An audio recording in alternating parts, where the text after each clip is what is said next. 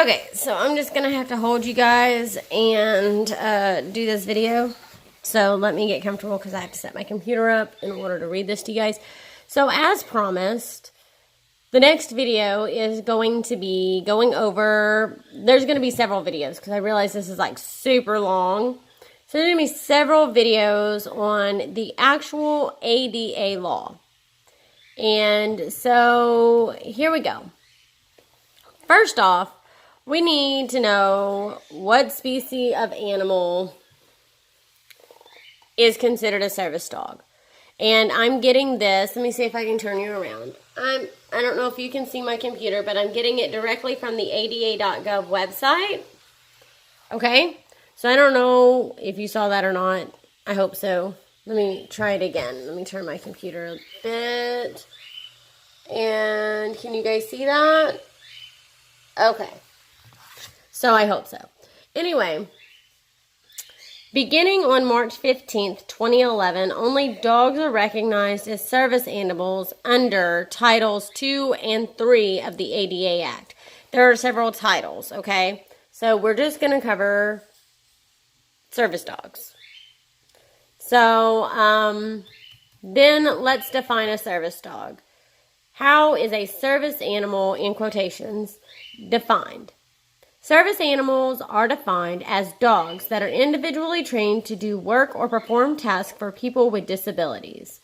Examples of such work or tasks include guiding blind people, alerting the deaf, pulling a wheelchair, alerting and protecting a person who's having a seizure, reminding a person with a neurological illness to take prescribed medications, calming down a person with post-traumatic stress disorder during anxiety, or performing other duties. Service animals are working animals, not pets. The work or the task of the dog has... The work or task the dog has been trained to do must be directly related to the person's disability. Okay? Dogs whose sole function to provide comfort or emotional support do not qualify as service animals under the ADA. And I am going to go out there and say there is a difference between a psychiatric service dog and a service dog who performs tasks for somebody who, say, has a TBI or a traumatic brain injury. There's a difference. Also, here's another thing.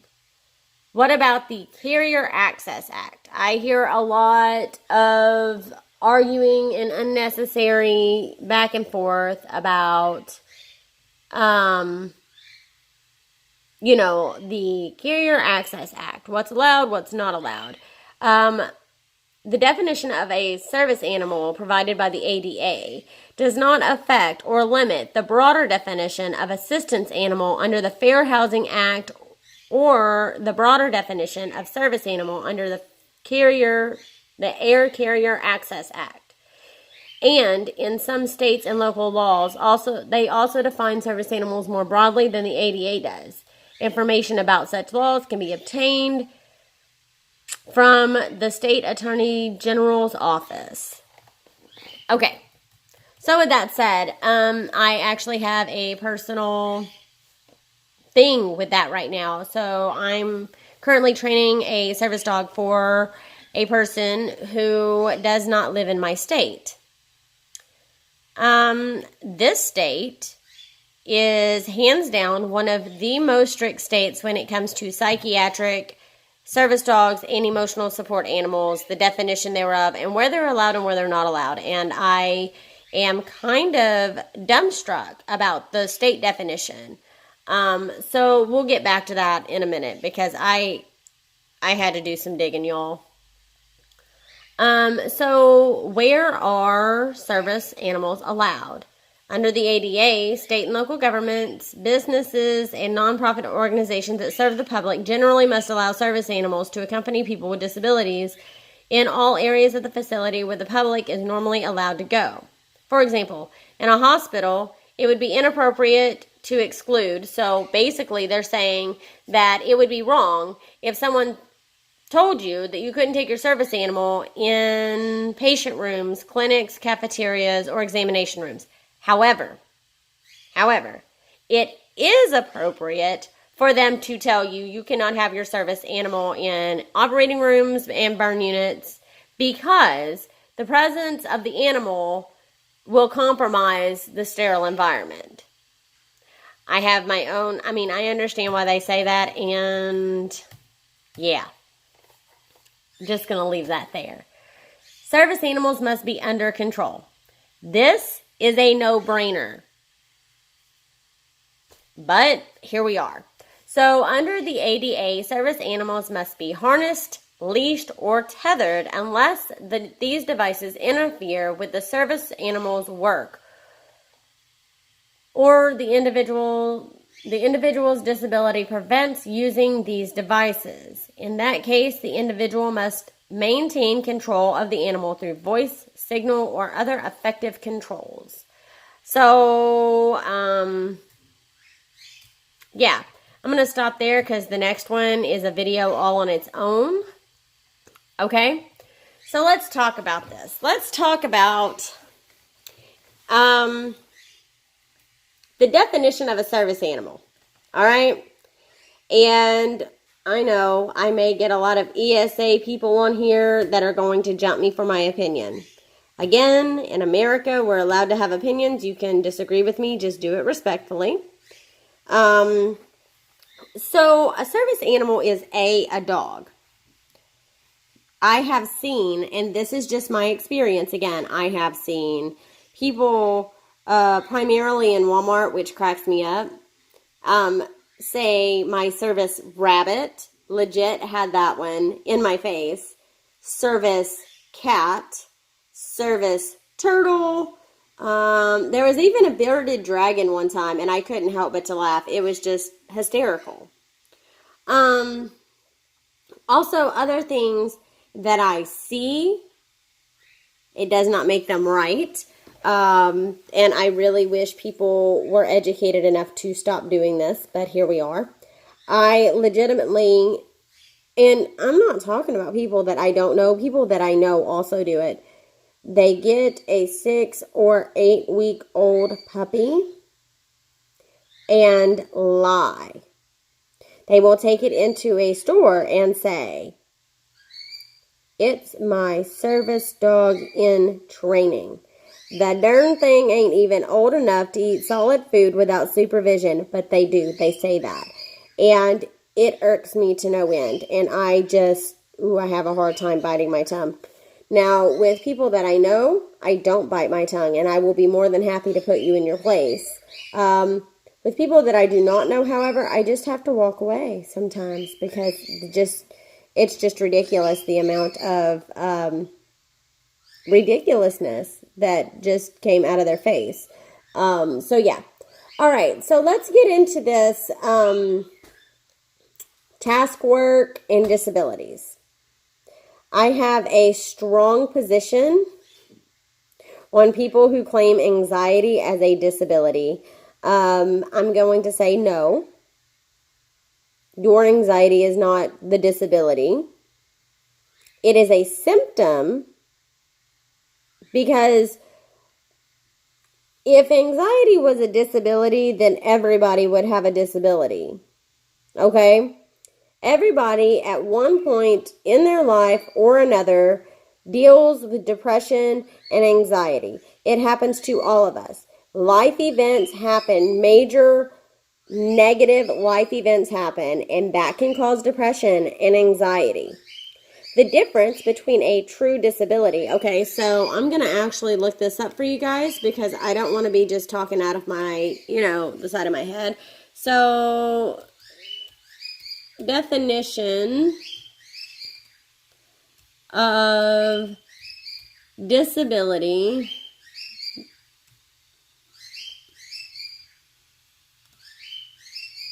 under the ADA. Okay, because that's what we're looking at, right? We're looking at the ADA. So here we go. An individual with a disability is defined by the ADA as a person who has a physical or mental impairment that substantially limits one or more major life activities, a person who has a history or record of such an impairment, or a person who is perceived by others as having such an impairment. I'm going to go on record and say I don't really care what other people perceive about me. So, yeah.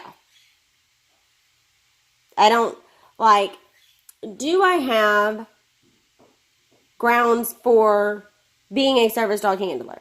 Absolutely. Does it substantially limit major life activities? Yep.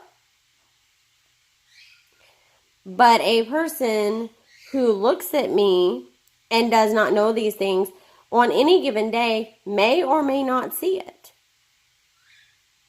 I don't care what they think. I do care what the law says, and I do follow that. So there's where my thing is. I take that very seriously. A physical or mental impairment that substantially limits one or more major life activities. Okay? So that's where I'm going to take that. That is a disability. Your anxiety, if it substantially limits one or more major life activities, needs to be evaluated by a doctor because there's something underlying that. And that may or may not be the underlying issue, may or may not be grounds for a service dog. Who freaking knows? Like PTSD. PTSD, one of the red flags, one of the major symptoms of PTSD is anxiety, right? But that is not the disorder. Does that make sense? A person with PTSD has a symptom of anxiety. Anxiety is not the disorder. The post-traumatic stress disorder is the disorder. All of the symptoms, when placed together, make the disorder. The anxiety does not make the disorder. Okay? So I'm just going to go on record and say anxiety is not a disorder. It is a symptom of an underlying bigger issue that needs to be dealt with. Okay? So, all right, let's talk about task work. All right? I help train service dogs and I handle myself. I know a lot of people with disabilities, and I know a lot of people who I wonder if they have a disability. I'm joking. But seriously, though, there are some. So anyway, guide dogs. Guide dogs are like the number one. Everybody knows it, okay? But not every blind person has a service dog, okay? Alerting the people who are deaf. That is an interesting one, and I actually got to meet a hearing dog. That's what they called them. Well, that's what the dog's person called him, was a hearing dog. And it was actually for his wife. And I got to talk to them about an access issue. It was interesting. So basically, the task of a hearing dog, they say alerting people who are deaf. So when a baby cries or the doorbell rings or somebody's calling their name, that, you know, they have a specific behavior that they perform to let the person who is deaf know that those things are going on. Also, not walking out in front of traffic. So, pulling a wheelchair is kind of a obvious one. Also, I may say that just because somebody is in a wheelchair, I use a wheelchair myself, doesn't mean they have a service dog. Actually, I have my service dog for days that I walk. I just do. I do fine in my wheelchair by myself. But walking is a little bit more tricky. And that's why I have my shepherd. So, alerting and protecting a person who is having a seizure. Alright? And this also goes... I will mention another task, going to find help, okay? So finding help for someone who is in a medical or mental health emergency, all right? So seizure tasks, I've seen a few of them, My all-time favorite one, mostly because even though it is serious, it is totally adorable. The dog will crawl up underneath the handler's head and allow the handler to lay on him or her until the seizure is over to protect their head. I got to witness that at one point, and it was just the most amazing thing I had ever seen. Like, I was just totally blown away. Reminding a person with a mental illness to take prescribed medications. Okay. Yes. Yes, I actually know a person who has a dog to do that, and it was amazing. Like, I've seen this dog come up through training, like when the person first got the dog and now, and oh my, that little dog is just phenomenal. And I mean, it's just amazing, people. It just really is. Calming a person with post-traumatic stress disorder during an anxiety attack. Okay, here again, post-traumatic stress disorder is not just an anxiety thing. There are other things that that the dogs do with post-traumatic stress disorder. Waking up a person during a night terror or a nightmare. Something called blocking. I don't like it when they call it guarding. I call it blocking. So basically, when the person's heart rate starts to rise and the anxiety or the panic attack or the whatever's going on starts to happen, the dog will continuously walk around the human and make like a barrier to keep other people out. The dog is in no way vicious or growling or, making people afraid of it. He just literally walks around the human, and I've gotten to see that too. That's cool. Also, deep pressure therapy for PTSD.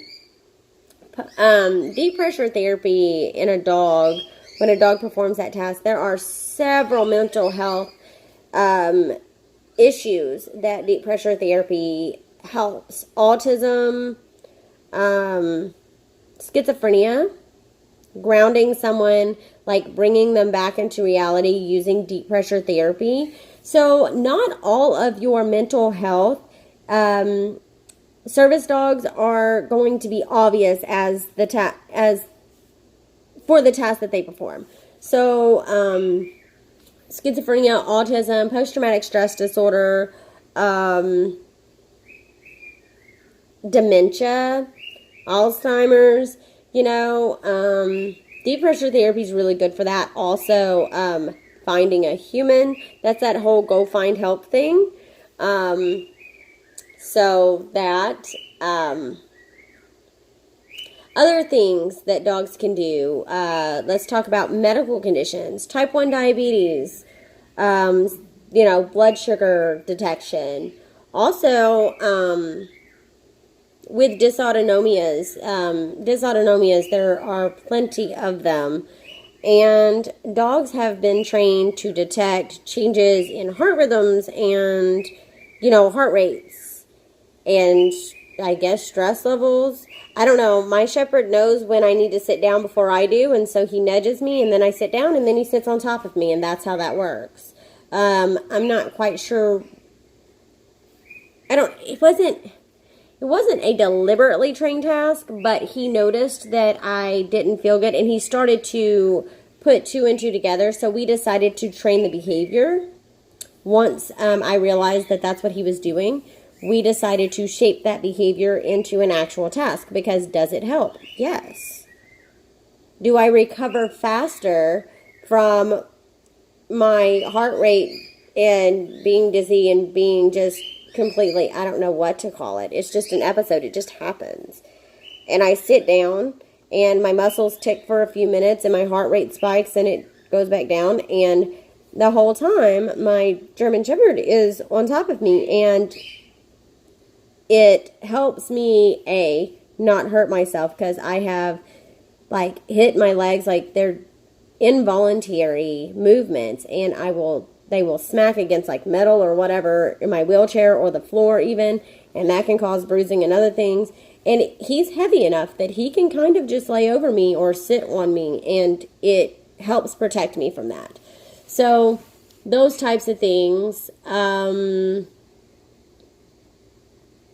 But yeah, anxiety is not one of those things. Depression is not one of those things. And I will say, and I know I'm going to get some flack from this, but in my opinion, if you have anxiety about going out to a store and that's your main thing, then there are like home delivery grocery options. I've even used them myself. Like, I can't go to Walmart during prime time. If I go to Walmart, it's like 3 in the morning or never. That's my thing. So, the Fair Housing Act and the Air Carrier Access Act. This is where we get a lot of ESA service dog arguments going on. And people, there's not a reason. Under the ADA, guess what? ESAs are protected by these two acts. Yes, an ESA can accompany someone on an airplane. An ESA also cannot be discriminated, like a person cannot be discriminated against in housing because they have an ESA. Now, the documentation, issue for an ESA is totally different than that of a service dog, and we'll cover that. We'll get there. So where are service dogs allowed? Basically, if the general public can go there, like if Joe Blow off the street can walk into that facility and obtain services, so can you. Now, I will add to this. Just because you can doesn't mean you should. All right? So, when I was new to handling, I messed up, and I went into this tiny, tiny little hole-in-the-wall shop. I thought it was magnificent. My dog has a tail, and my dog was not small. Well, I wasn't new to handling. I was new to handling a big dog, okay? So, yeah, basically what happened was we were too wide, and he was too big to fit among the aisles, and he would knock things over. So just because you can do it doesn't always mean you should. Okay, well, that's my cue to get off of YouTube because my grandmother has come back home. And I will cover the rest of the ADA in another video because I don't like them to be more than 25 minutes because that's a long time. All right, so I'll see you guys later. Bye.